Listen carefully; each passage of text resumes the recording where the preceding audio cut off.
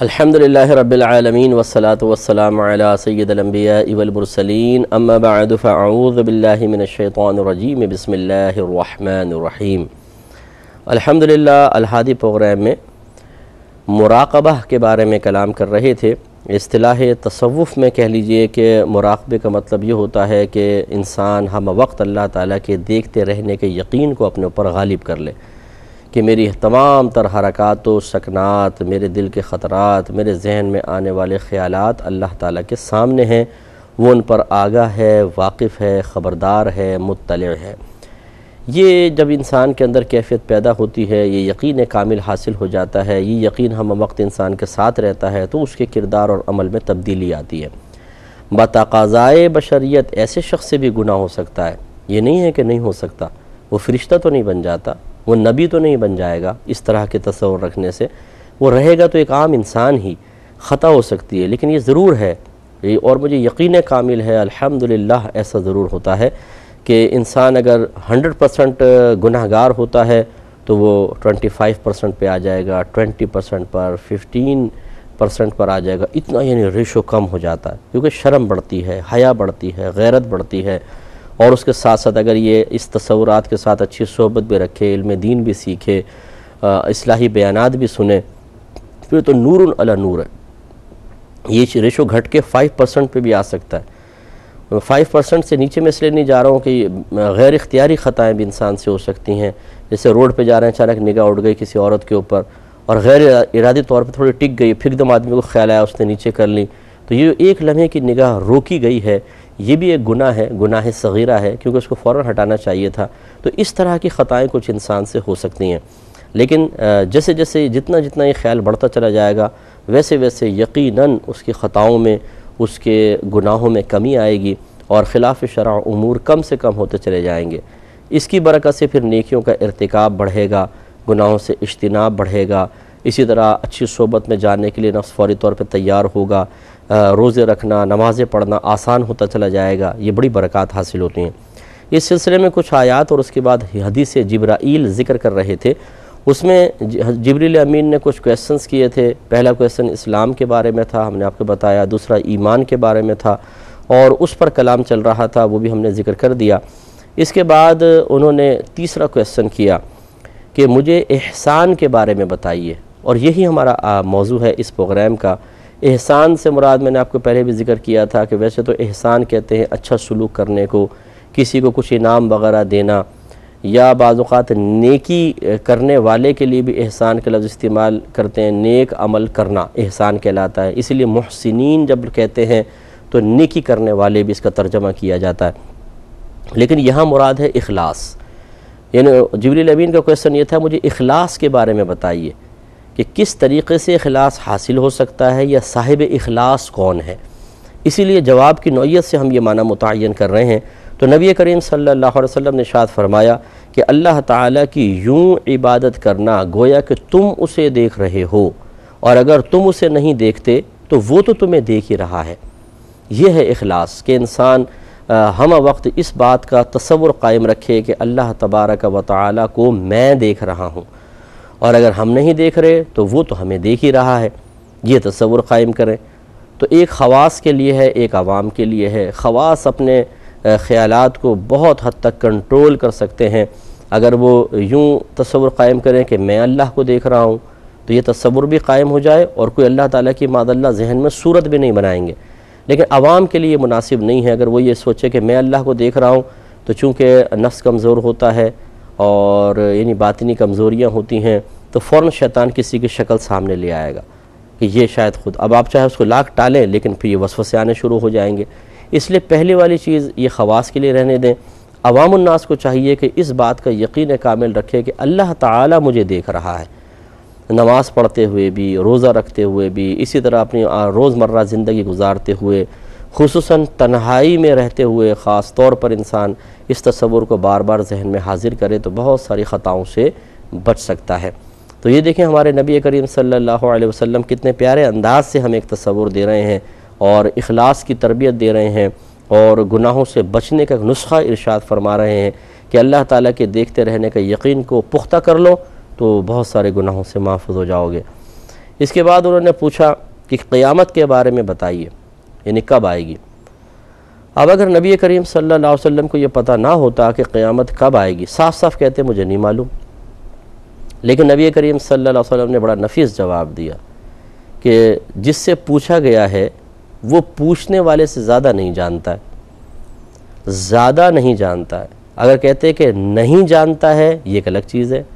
کہ جس سے تم نے پوچھا ہے وہ اور جو پوچھ رہا ہے دونوں نہیں جانتے، اس میں علم کی نفی ہے۔ اور اگر یوں کہے کہ جس سے تم نے پوچھا ہے وہ پوچھنے والے سے زیادہ نہیں جانتا ہے، اس میں علم کی نفی نہیں ہے، اس میں زیادتی علم کی نفی ہے۔ مثال کے طور پر 10 باتیں ہیں جو میں بھی جانتا ہوں اور سامنے والا بھی جانتا ہے۔ اب کچھ لوگ بیٹھے ہوئے ہیں، وہ کہتا ہے کہ آپ کو ان 10 باتوں کا علم ہے اور ہم ان باتوں کو ان سے چھپانا چاہتے ہیں، تو میں جواب میں یوں کہوں کہ جس سے سوال کیا گیا ہے وہ پوچھنے والے سے زیادہ نہیں جانتا، تو کیا بتائیں میں ان 10 باتوں کے علم کا انکار کر رہا ہوں؟ نہیں، بلکہ اس بات کا اقرار کر رہا ہوں کہ 10 کا علم تو ہے، لیکن اس کے اوپر اگر کچھ ہوتی ہیں 11 12 13 14 نہ وہ تم جانتے ہو نہ میں جانتا ہوں۔ یہ ہے وہ نفیس جواب، اور اس بات کو سمجھنا چاہیے کہ جب جبریل امین کویسچن کر رہے ہیں قیامت کے وقت کے بارے میں، تو پہلے جو بھی کویسچن کیے خود کہا کہ آپ نے سچ فرمایا، آپ نے سچ فرمایا، آپ نے سچ فرمایا۔ اس کا مطلب یہ ہوا کہ جبریل امین جانتے تھے کہ نبی کریم صلی اللہ علیہ وسلم کیا فرمائیں گے، اس لیے کویسچن کر رہے ہیں۔ اس لیے تو کویسچن نہیں کر رہے تھے کہ سوال کر کے سرکار کو لاجواب کر دیا جائے، کیا اس لیے کویسچن کر رہے تھے؟ یقیناً نہیں۔ اچھا، کیا اس لیے کویسچن کر رہے تھے تاکہ صحابہ کرام کو پتہ چل جائے کہ نبی کریم کو بہت سی باتوں کا علم نہیں، کہ اس لیے اللہ نے بھیجا تھا؟ یہ بھی بات بہت بعید ہے۔ اس کا مطلب یہ ہے کہ چونکہ سرکار آخر میں خود فرما رہے ہیں جبرائیل تھے تمہیں تمہارا دین سکھانے آئے تھے، تو یہ اصل میں جبریل امین صحابہ کرام کو سکھانے آئے تھے کہ ہم بعض کویسچن کریں گے، نبی کریم اس کے جواب دیں گے، تو سمجھ جائیے کہ یہ علم آپ لوگوں تک پہنچانا مقصود ہے، اور ہم کچھ کویسچن کریں گے، نبی کریم اس کا ویسا جواب نہیں دیں گے جیسا سوال کے مطابق ہے، تو یہ نہ سمجھنا کہ ان کو علم نہیں ہے، بلکہ اب یہ سمجھ جانا کہ بعض علوم ایسے ہیں جو لوگوں کے سامنے ظاہر کرنا مناسب نہیں ہے، اللہ تعالیٰ نے اس کی اجازت نہیں دی۔ تو نفس علم کی نفی نہیں ہے، بلکہ یہاں پر زیادتی علم کی نفی ہے۔ اس پوائنٹ کو اچھی طرح سمجھیے۔ لہذا جب جبریل امین نے کویسچن کیا کہ قیامت کب آئے گی، اگر نبی کریم کو معلوم نہیں تھا تو بتائیں سوال کیوں کیا؟ کیا اسی لیے، میں نے وہی پوچھ رہا ہوں، اس لیے کہ تاکہ نبی کریم کی علمی کمی ظاہر ہو جائے، معاذ اللہ صحابہ کے سامنے آپ کی تحقیر کے پہلو نکلے؟ یقینی سی بات ہے کہ نہیں۔ صرف یہ ظاہر کرنا مقصود تھا، سوال سے یہ مقصد تھا کہ آپ سے سوال کیا گیا تو آپ ظاہر کیجئے، بتا دیجئے صحابہ کرام کو کہ بہت سے علوم ایسے ہیں جو تمہارے سامنے ظاہر کرنے سے اللہ تعالیٰ نے مجھے منع فرمایا، تو لہٰذا جب منع فرمایا ہے تو آپ مجھ سے اس چیز کے بارے میں بعد میں کویسچن نہیں کیجئے گا، اور جن کے بارے میں کویسچن کیا گیا ہے وہ امور ایسے ہیں جو آپ کو پتہ چل جائیں کوئی بات نہیں، ان کے بارے میں کوئی کویسچن کرنا چاہے تو کوئی مسئلہ نہیں ہے۔ اس لیے ہمارا ایمان یہی ہے، اکثر علماء اسلام اسی پر ہیں کہ نبی کریم صلی اللہ علیہ وسلم کو قیامت کا علم تھا، اور یعنی کب قائم ہوگی، ایکوریٹ تاریخ اور دن بھی سرکار کو پتہ ہے۔ دن کے بارے میں تو سرکار نے بتا دیا، عاشورہ کا دن ہوگا، جمعہ کا روز ہوگا جب قیامت قائم ہوگی، یہاں تک بتایا، لیکن کون سے سن میں ہوگی، کون سی صدی میں ہوگی، کون سا مہینہ ہوگا، کون سی تاریخ ہوگی، یہ سرکار نے نہیں بتایا، یعنی خاص۔ تو ہمارا ایمان ہے کہ یہ بھی سرکار کو پتہ ہے، لیکن ظاہر کرنے کا حکم نہیں تھا، اس لیے سرکار نے اس کو ظاہر نہیں فرمایا۔ لیکن بات وہی ہے کہ اگر کوئی یہ ایسی چیزیں ہیں، اگر کوئی اس کا انکار کرتا ہے، معاذ اللہ یہ کہتا ہے کہ نبی کریم کو قیامت کا علم نہیں تھا، ہم اسے کافر نہیں کہہ سکتے، کیونکہ صراحتاً نہ اقرار ہے نہ انکار ہے۔ اب یہ آپ کے مجھ پر ہے۔ اگر عشق و محبت اور پیار یہ کہتا ہے کہ نبی کریم صلی اللہ علیہ وسلم کی طرف کمال کی نسبت ہی ہونی چاہیے، اور اس سے ہم پہلو کمال نکال کے سرکار کی طرف ہی نسبت کریں کہ علم تو تھا بتایا نہیں، اس میں کیا حرج ہے، جبکہ ظاہر بھی ظاہر کر رہا ہے۔ اور اگر کوئی دوسرا پہلو نکال کر نقص کی کمی ایک سرکار کی طرف کرے کہ جو بظاہر مطلب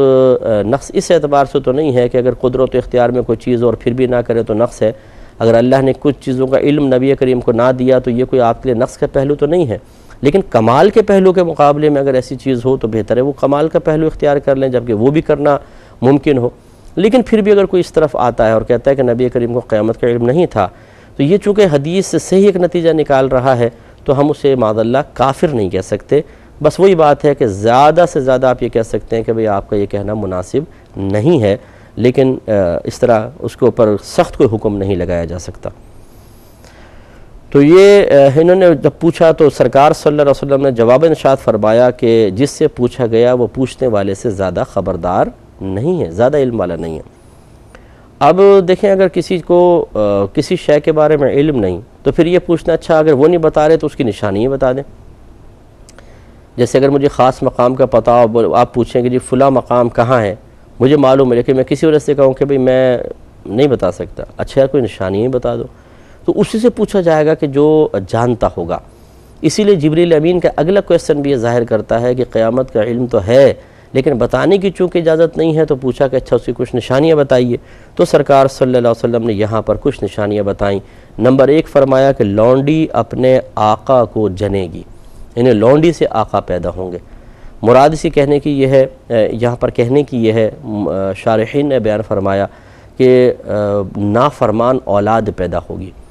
جیسے کہ کنیز ہوتی ہے، اس سے اگر آقا پیدا ہو تو آقا اس کنیز پر حکم جاری کر سکتا ہے، ایسے ہی مائیں ایسے بچوں کو پیدا کریں گی جو بڑا ہو جانے کے بعد اپنی ماؤں پر حکم چلائیں گے، اور وہ آج آپ کے سامنے ہے۔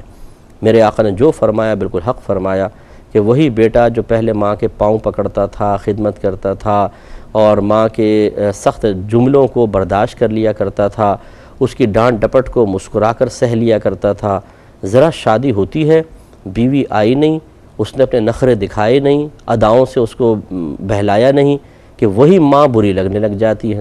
اس ماں کا ڈانٹنا ڈپٹنا چڑچڑاپن پیدا کر دیتا ہے، اس ماں کی نصیحت زہر معلوم ہونے لگتی ہے۔ پہلے نگاہ جھکا لیا کرتے تھے، اب آنکھیں ملا کے باتیں ہو رہی ہیں، پہلے پیچھے ہٹ کے بات کرتے تھے، اب سینے پہ چڑھ کے بات کر رہے ہیں، پہلے جھک کر ملتے تھے، اب اکڑ کر گفتگو ہو رہی ہے، اور اس طرح اپنی آخرت کو برباد کر رہے ہیں۔ اور وہ بہنیں بھی بچیاں بھی ذرا خدا کا خوف پیدا کریں کہ کل آپ کو بھی ساس بننا ہے۔ آج آپ کسی کے بیٹے کو اس کو ماں کے خلاف بھڑکا کر ماں کے سامنے کھڑا کر کے اپنی فتح کا جشن منا رہی ہیں، یاد رکھیے کل آپ کی بہو آئے گی، وہ آپ کے بیٹے کو آپ کے سامنے کھڑا کرے گی۔ اس وقت آپ کو احساس ہوگا کہ کسی ماں کے دل پر اس وقت کتنی برچھیاں چلتی ہیں جب جوان اولاد کو اس کے سامنے کھڑا کر کر بدتمیزی کروائی جائے، اور آپ گناہ کبیرہ کی مرتکبہ تو ہو ہی رہی ہیں، اپنی آخرت کی بربادی کا سامان تو کر ہی رہی ہیں۔ یہ ان بہوؤں کے بارے میں عرض کر رہا ہوں جو واقعی اپنے شوہر کو ماں کے خلاف جھوٹ بول کر اور دیگر طریقوں سے کھڑا کرتی ہیں، خلاف کر دیتی ہیں، ان کے بارے میں ہے۔ لیکن اس کا مطلب ہرگز یہ نہیں ہے کہ جو ساس صاحبائیں ہیں ہماری وہ ہمیشہ صحیح ہوتی ہیں، وہ بھی کم نہیں ہوتی ہیں، وہ بھی بعض اوقات بیٹے کو بہکا کے بہو کے خلاف کر دیتی ہیں۔ کیونکہ میرے پاس تو بہت سارے کیسز آتے رہتے ہیں، خواہ بیٹے کو اکسانا کہ طلاق دے دو، اس کو چھوڑ دو، یعنی چھوٹی چھوٹی باتوں پہ بعض اوقات بیٹے کو ایسی سولی پہ لٹکا دیتی ہیں یہ مائیں کہ طلاق دو اس کو، ورنہ یا تو میں نہیں یا تیری بیوی نہیں۔ بھئی وہ کہاں جائے بیچارہ؟ اگر آپ کی بات مانے تو آپ کو بھی جہنم میں لے کر جائے گا، خود بھی جائے گا، کیونکہ ظلم کا مرتکب ہوگا کسی کی بچی پر، چھوٹے چھوٹے اس کے اپنے بچے ہیں لیکن آپ نے آرڈر دے دیا طلاق دو۔ اور اگر وہ آپ کی بات نہ مانے تو پھر آپ ناراض، اس کی آخرت کی پھر بربادی کا سامان۔ تو اس لیے ان کو ماؤں کو بھی چاہیے کہ اپنی اتنی چھوٹی چھوٹی نفسانی خواہشات کو پورا کر کے اپنی آخرت کو برباد نہ کریں۔ وہ بھی کسی کی بچی ہے، آپ کی بہو بھی کسی کی بیٹی ہے، کسی کی بہن ہے، ایسا نہ کیجئے، یہ مناسب نہیں ہوتا۔ تو جانبین سے بعض اوقات زیادتیاں ہو رہی ہوتی ہیں، کہیں ساس اچھی ہوتی ہے بہو خراب، کہیں بہو اچھی ہوتی ہے کہیں ساس خراب، کہیں دونوں ہی خراب ہوتی ہیں، اور کہیں دونوں ہی بہت اچھی ہوتی ہیں۔ لیکن یہ کوئی لاکھوں میں ایک آدھ کیس میرے پاس آیا ہے کہ جس میں ساس اور بہو دونوں بہت اچھی ہوں، بہت ہی کم کیسز ہیں۔ دونوں بہت خراب ہوں، یہ سینکڑوں کے اعتبار سے کیسز ہیں، اور پھر اس کا ریشو درمیان میں ہوتا ہے، کہیں ساس اچھی ہے بہو خراب، بہو اچھی ہے ساس خراب۔ تو یہ اس لیے ذرا توجہ کرنی چاہیے۔ لیکن بہرحال نبی کریم صلی اللہ علیہ وسلم نے قیامت کی نشانی بیان فرمائی کہ ایسی اولاد پیدا ہوگی کہ وہ اپنی ماں کو نوکرانی اور لونڈی کی طرح اس کے ساتھ رویہ برتاؤ کرے گی، اور انہیں ڈانٹنا ڈپٹنا جھڑکنے کا رویہ رکھے گی۔ تو ہماری بچیاں بھی ذرا غور و تفکر کریں کہ جو اپنی ماؤں کے ساتھ بدتمیزیاں کرتی ہیں، بیٹے تو کرتے ہی کرتے ہیں، لڑکیاں بھی کم نہیں ہوتی ہیں، ماں سے بدتمیزیاں کرنا، ماں کو باتیں سنانا۔ اگر ماں کسی گناہ سے روک رہی ہے، تم لڑکوں سے کیوں ملتی ہو، چیٹ کیوں کرتی ہو، تم فون پہ بات کیوں کرتی ہو، تو امی آپ تو بدگمانی کرتی رہتی ہیں۔ بھئی بدگمانی تو وہاں پیدا ہونا جہاں پہ ایسے حرکتیں نہ کر رہی ہوں، حرکتیں وہی چل رہی ہیں، خراب حرکتیں، ماں نے پکڑ لیا تو اب آپ تو ہم پہ بدگمانی کرتی ہیں۔ بھئی یہ کہہ کر آپ کون سے جذبے کو تسکین دینا چاہتی ہیں؟ حرکتیں آپ اپنی ٹھیک نہیں کر رہی، اور آپ کے پاس ایک ترپ کا پتہ ہے کہ ماں کو چونکہ ابھی کامل یقین نہیں، فقط گمان کی وجہ سے آپ کو ڈانٹ رہی ہے، اسی کو بس آپ پکڑ لیتے ہیں۔ اماں آپ تو خواہ بدگمانی کر رہی ہیں مجھ پر، کیا ثبوت ہے آپ کے پاس بتائیے؟ اب ماں کے پاس کوئی واضح ثبوت نہیں ہوتا تو وہ خاموش ہو جاتی ہے۔ تو کیا ماں کو خاموش کر کے آپ نے اپنے جرم پر اگر پردہ ڈال لیا تو اللہ تعالیٰ کی طرف سے آپ کو انعام ملے گا؟ اور زیادہ آپ گناہ کبیرہ کے مرتکب ہوئیں۔ پہلے شیطانیت چل رہی ہے، اور پھر ماں کے ساتھ جھوٹ بولنا، پھر ماں کی بے عزتی کرنا، اس کی انسلٹ کرنا، اسے بیوقوف قرار دینا، اسے بدگمانی کرنے والی قرار دینا۔ کیا فائدہ حاصل ہوا آپ کو یہ سب کام کر کے؟ تو اس لیے وہ بچیاں کہ جو اپنی ماں کو حقیر سمجھ کر، کمتر سمجھ کر برا رویہ رکھتی ہیں اور انہیں کم عقل قرار دیتی ہیں، جاہلہ قرار دیتی ہیں، زیادہ پڑھ لکھ گئی بچی تو ماں بالکل اتنی سی نظر آنے لگ گئی۔ پہلے عظیم تھی ماں، اب بالکل حقیر ہو گئی ہے۔ امی تمہیں کیا پتہ، تم پرانے زمانے کی عورت ہو، باہر نکل کے دیکھا ہے آپ نے؟ بھئی اگر باہر نکل کے نہیں بھی دیکھا ماں نے بالفرض، اور آپ زیادہ ہی کچھ ڈیڑھ ہوشیار اور ذہین ہو گئی ہیں، پھر بھی ماں کو اس بات کا احساس دلانے کی ضرورت کیا ہے کہ آپ کمتر اور حقیر ہیں اور ہم آپ سے افضل ہو گئے۔ انسان کو ہمیشہ اپنے ماں باپ کے سامنے عاجزی اختیار کرنی چاہیے، اپنے آپ کو حقیر سمجھنا چاہیے، ان کے جذبات و احساسات کا خیال کرنا چاہیے۔ ماں باپ اگر آپ کے ساتھ صحیح رویہ رکھیں، انعامات دیں، پھر آپ ان کے ساتھ صحیح رویہ رکھیں تو کیا کمال ہے؟ یہ تو ایک بزنس ہے کہ کچھ ہمیں دو اور ہم سے لو۔ کمال تو پھر یہ ہوگا، کمال کا پہلو یہ ہے کہ ماں باپ کچھ غلط کریں اور آپ ان کے ساتھ اچھا رویہ رکھنے کی کوشش کریں۔ لیکن اس کا مطلب یہ بھی نہیں ہے کہ میں یہ نہیں کہہ رہا ہوں کہ آپ برائی میں ان کے ساتھ تعاون کریں،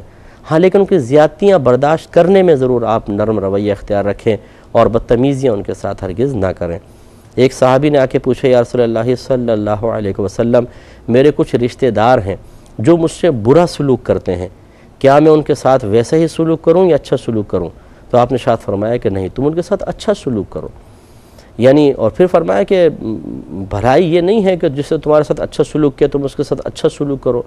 بلکہ کمال تو یہ ہے کہ جو تمہارے ساتھ برا سلوک کرے تم اس کے ساتھ اچھا سلوک کرو۔ اس لیے خصوصی طور پر ایسے ہمارے اگر کوئی سن رہے ہیں بھائی بہن کہ جو اپنے ماں باپ کو ان کے بوڑھے ہو جانے کے بعد ان کی کم علمی کی وجہ سے، ان کے حقیر کمتر ہونے کی وجہ سے کسی بھی جہت سے ان سے بدتمیزیاں کرتے ہیں، وہ توبہ کریں۔ اللہ تعالیٰ عمل کی توفیق عطا فرمائے، آمین۔ وآخر دعوانا ان الحمدللہ رب العالمین۔ میں بہک سکوں یہ مجال کیا، میرا رہنما کوئی اور ہے۔